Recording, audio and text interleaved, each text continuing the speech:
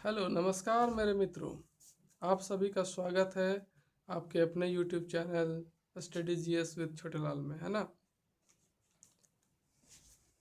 तो कल हमने देख लिया था हमारे जो संविधान है, हमारा जो संविधान है उसके बारे में कुछ बेसिक चीज़ों के बारे में हमने जानकारी ली थी कि उसको कब लागू किया गया, उसमें कितने भाग होते हैं, है ना, कितनी अनुसूचियां हैं, कितने आर्टिकल्स हैं।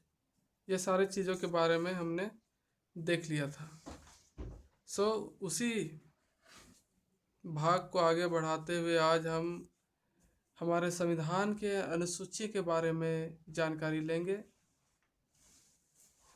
तो हमारे संविधान में जो 12 अनुसूची है उसमें से जो फर्स्ट अनुसूची है, फर्स्ट शेड्यूल है, वो हमें किस चीज़ के बारे में जानकारी देता है? हमारे देश का जो स्टेट्स और यूनियन टेरिटरीज है उनके बारे में जानकारी देता है।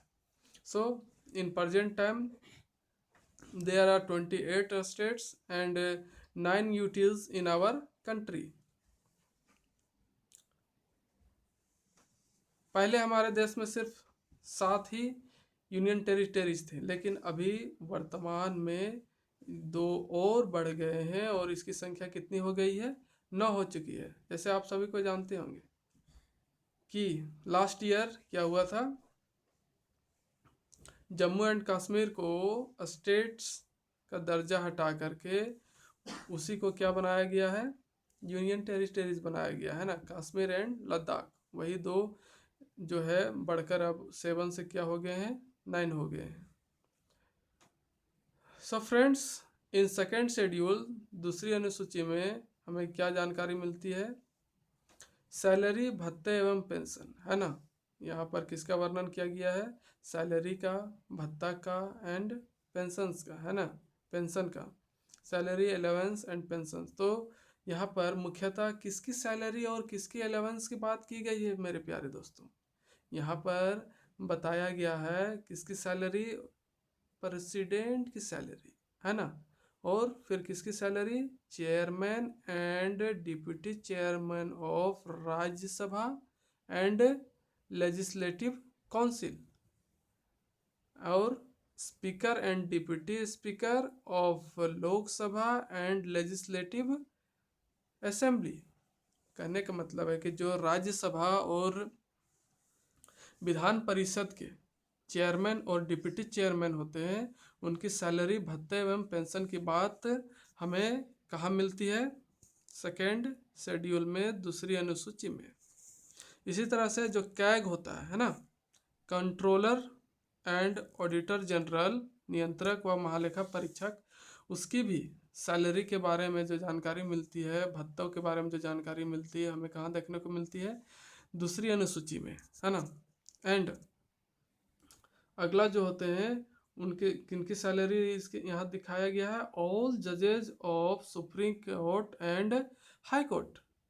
Supreme court and high court के जितने भी जज हैं उन सबकी सैलरी के बारे में जानकारी कहाँ मिलती है?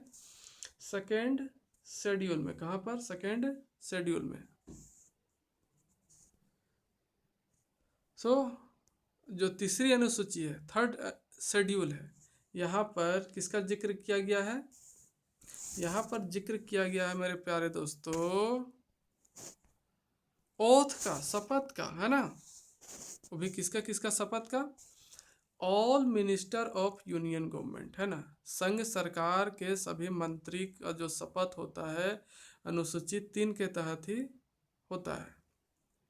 And all minister of state government, राज्य सरकार के सभी मंत्रियों का जो शपथ होगा अनुसूची 3 के अनुसार ही होगा।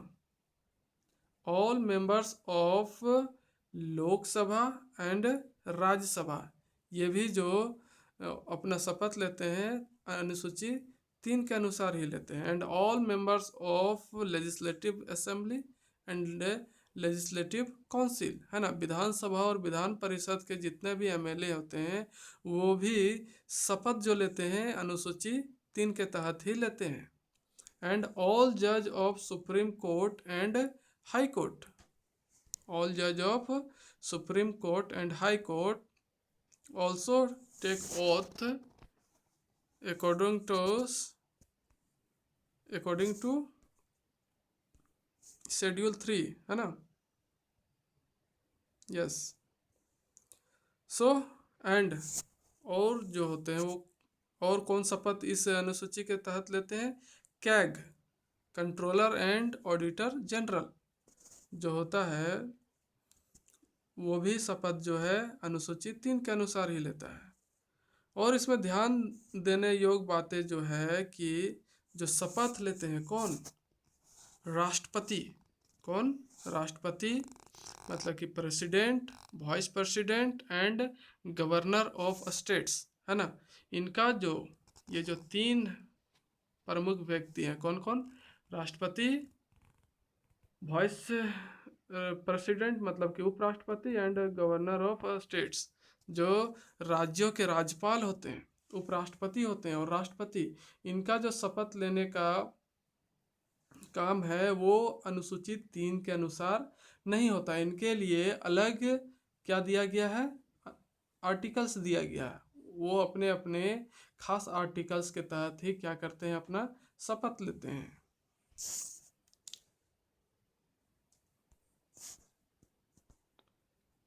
तो जो प्रेसिडेंट है वो किसके अनुसार शपथ लेता है? आर्टिकल 60 के अनुसार शपथ लेता है मेरे प्यारे दोस्तों। और वाइस प्रेसिडेंट जो है वो आर्टिकल 69 के तहत अपना शपथ लेता है। और गवर्नर जो है वो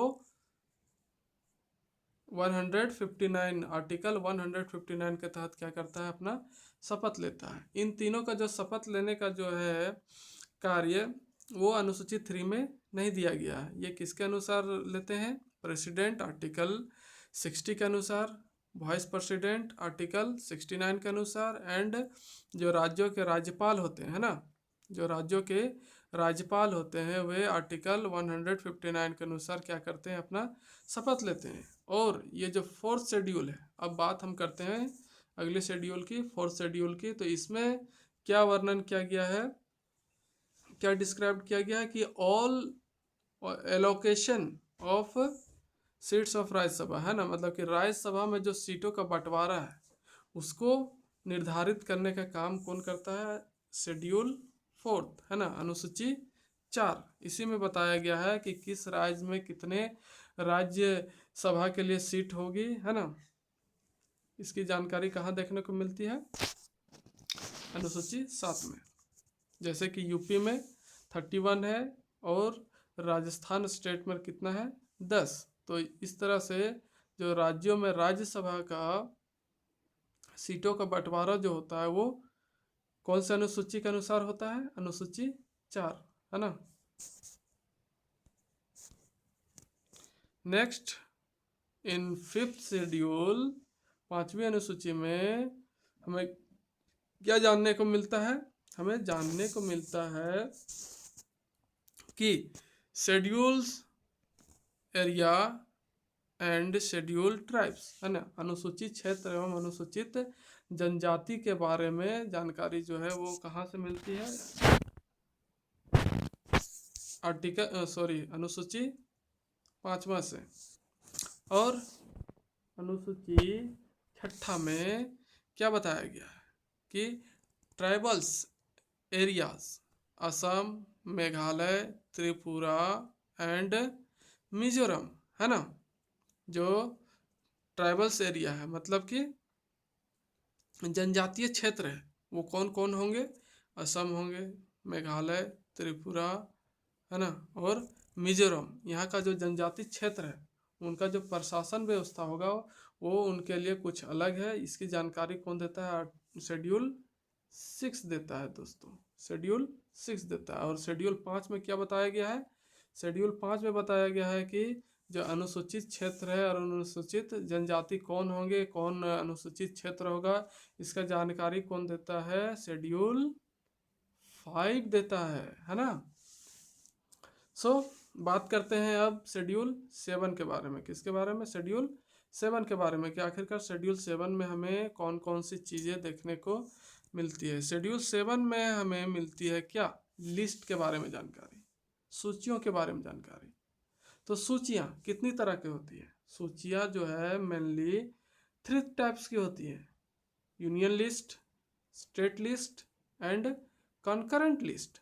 तो यूनियन लिस्ट में कितने सब्जेक्ट आते हैं? 100 सब्जेक्ट आते हैं।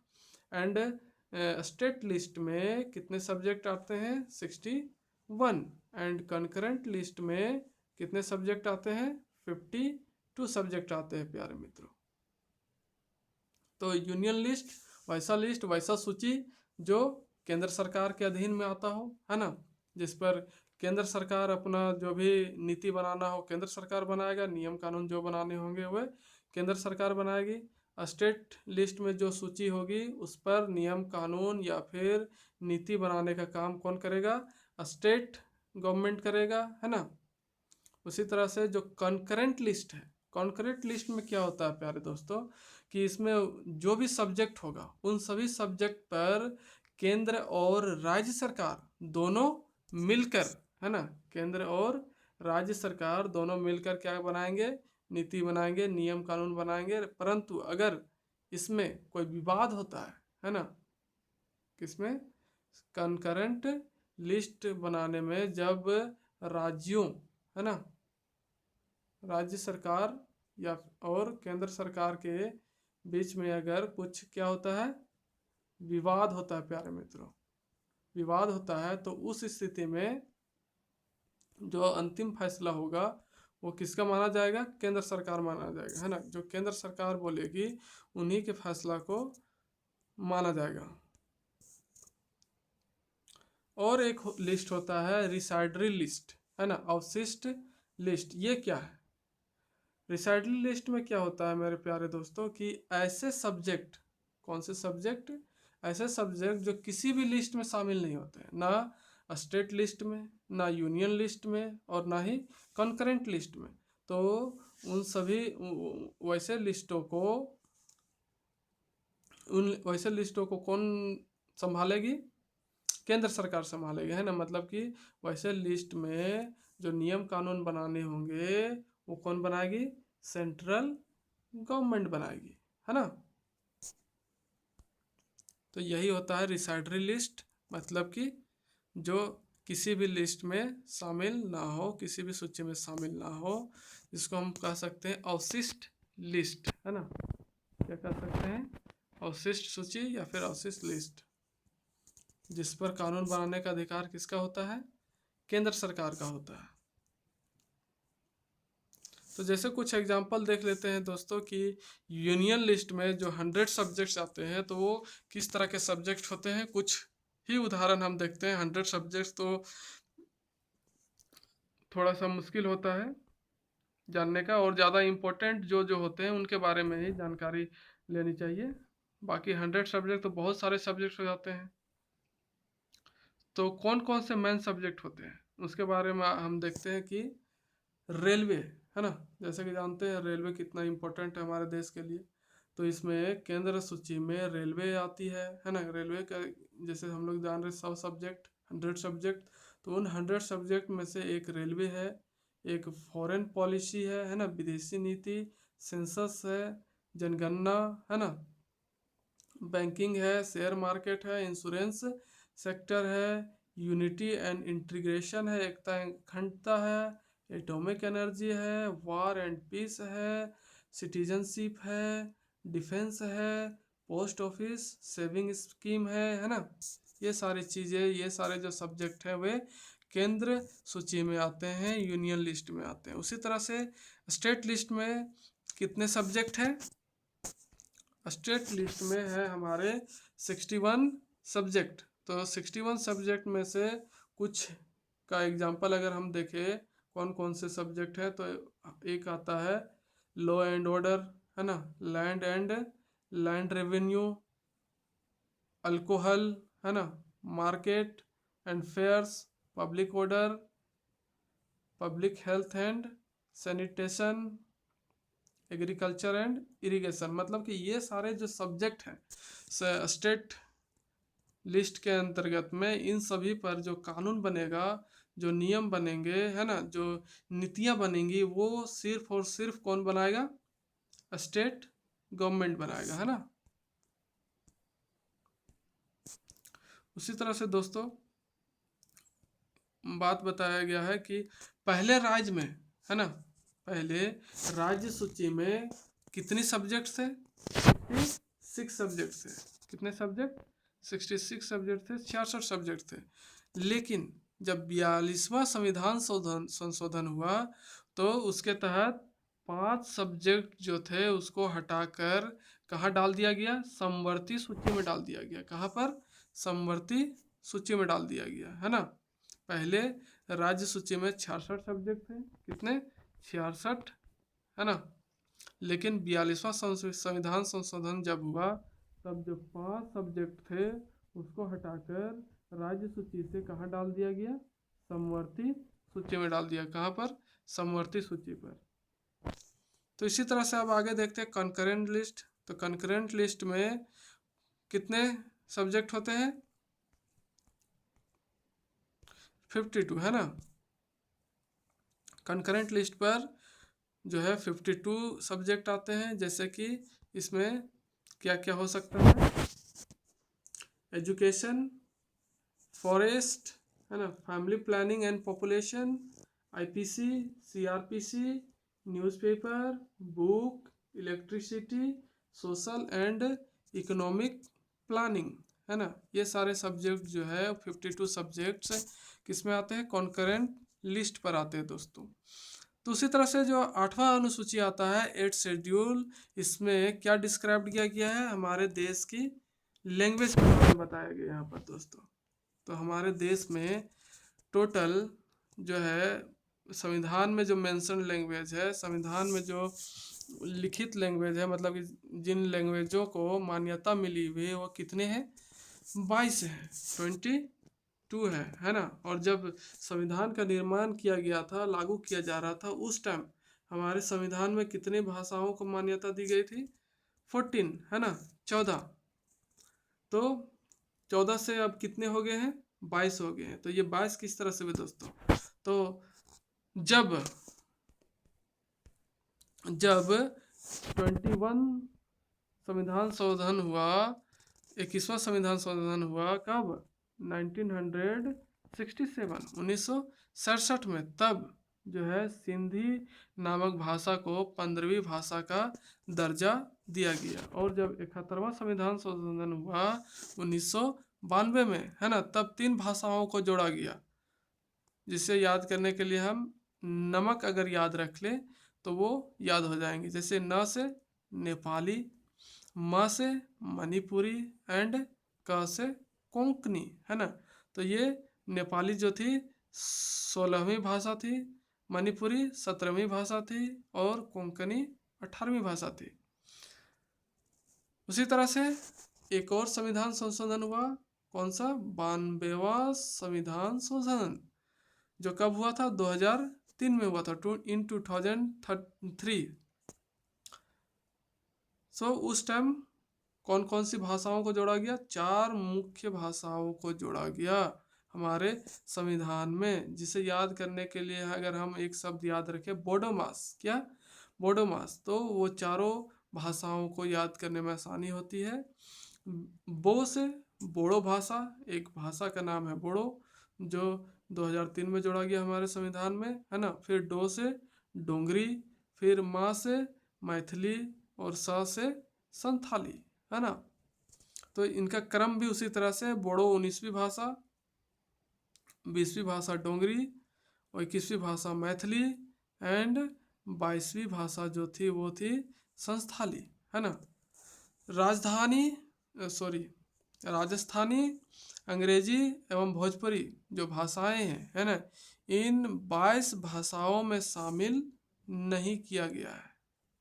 इन्हें जो है 22 भाषाओं में, जो 22 भाषा हमारे संविधान में है, उन 22 भाषाओं में राजस्थानी, अंग्रेजी, भोजपुरी, है ना, इनको शामिल नहीं किया गया है।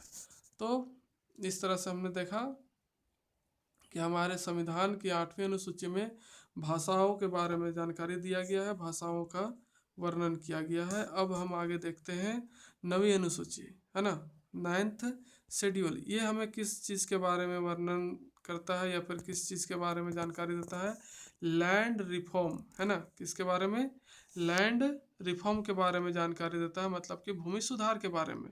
तो भूमि सुधार संविधान संशोधन जो हुआ था सबसे फर्स्ट में कब हुआ था? 1951 में हुआ था, इन 1951 में हुआ था। और 10वां अनुसूची हमें क्या जानकारी देती है?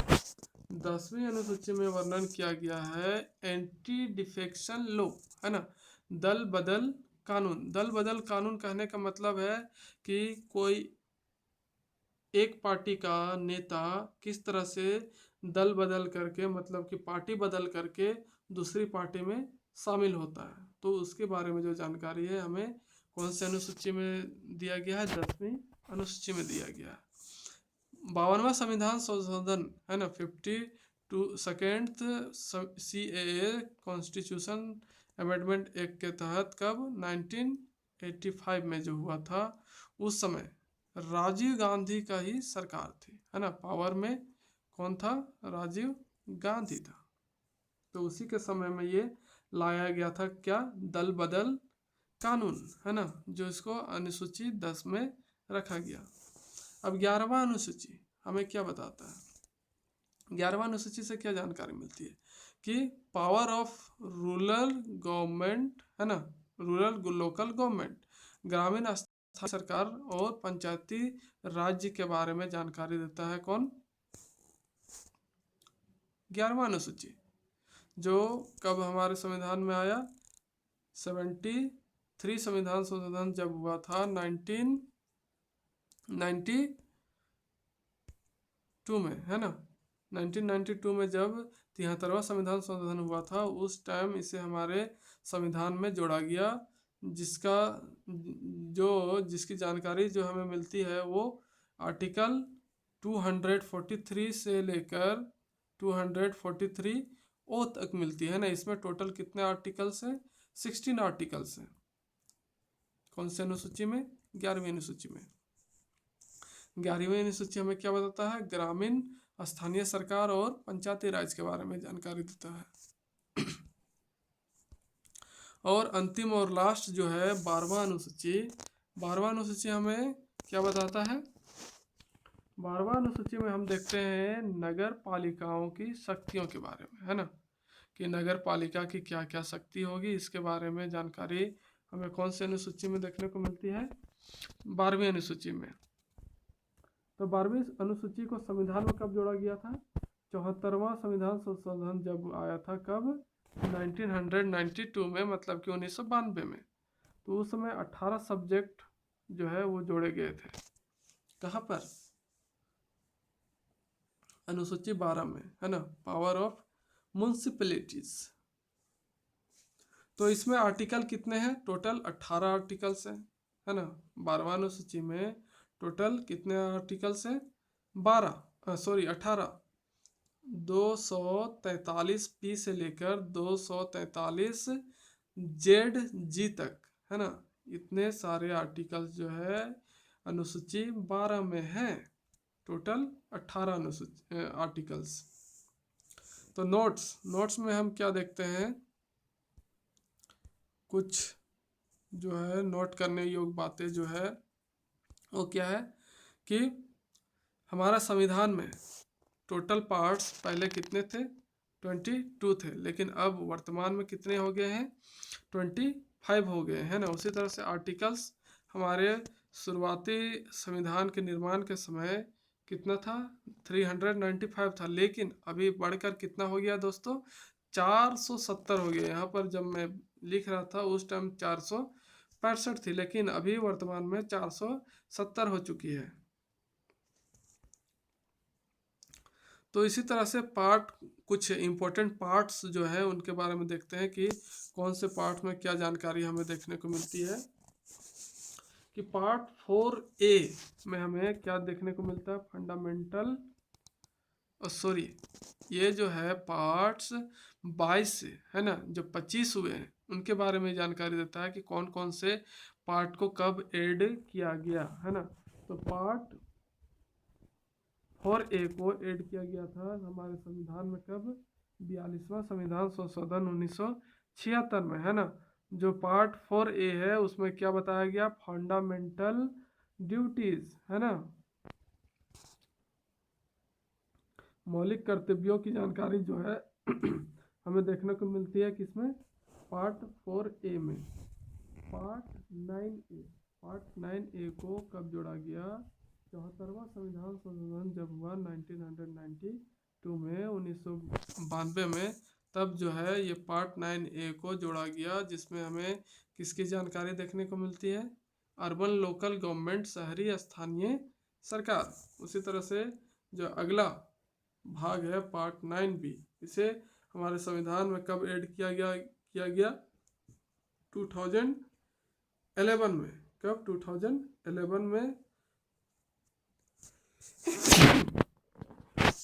जिसमें हमें किसकी जानकारी देखने को मिलती है, कोऑपरेटिव सोसाइटी, है ना, सहकारिता समाज के बारे में हमें जानकारी देखने को, संस्थाओं के बारे में जानकारी देखने को मिलती है ना।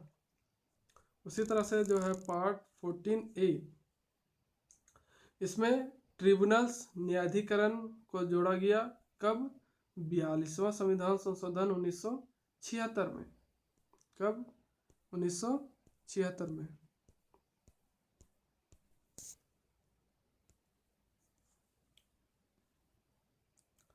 तो उसी तरह से दोस्तों क्या है कि जो पार्ट 7 था, है ना, पार्ट 7 जो था हमारे संविधान में, उसको क्या किया गया 1956 में, हटा दिया गया।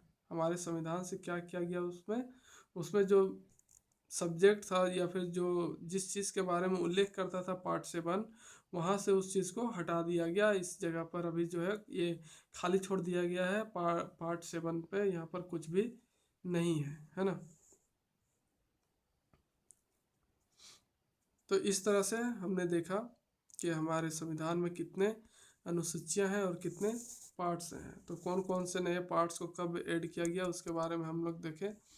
तो पहले कितने थे पार्ट्स हमारे संविधान में, 22। बाद में कितना ऐड किया गया, 4, जिसके कारण से टोटल हो गया 26। लेकिन ये जो पार्ट नंबर 7 है इसको हटा दिया गया, इसलिए माइनस हुआ 1।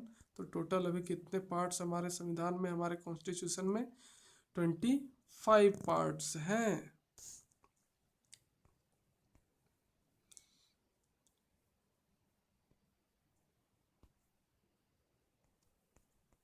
तो यही जो 4 मुख्य पार्ट्स थे जिनको संविधान में जोड़ा गया है। पार्ट कौन कौन सा, पार्ट 4A जो हमें किसकी जानकारी देता है, फंडामेंटल ड्यूटीज़ के बारे में, है ना, मौलिक कर्तव्यों के बारे में। और पार्ट 9A को जोड़ा गया किसके लिए, अर्बन लोकल गवर्नमेंट्स के लिए, कब, 74वां संविधान संशोधन 1992 में, है ना। और पार्ट 9B को जोड़ा गया सहकारिता संस्थाओं के लिए, कब, 97 जो संविधान संशोधन हुआ था, 97वां संविधान संशोधन 2011 में जो हुआ था, उस समय जोड़ा गया था पार्ट 9B को। उसी तरह से चौथा जो पार्ट जोड़ा गया, पार्ट 14A, है ना, न्यायाधिकरण के लिए, कब, 42वां संशोधन 1976 में। 42वां संविधान संशोधन जो हुआ था 1976 में, उसी समय पार्ट 14A को हमारे संविधान में जोड़ा गया, किस लिए, ट्रिब्यूनल्स एवं न्यायाधिकरण के लिए। तो ये थी हमारे अनुसूचियों के बारे में कुछ जानकारी। तो आज के लिए इतना ही, कल हम फिर से मिलेंगे। तब तक के लिए धन्यवाद, और लास्ट तक वीडियो देखने के लिए धन्यवाद।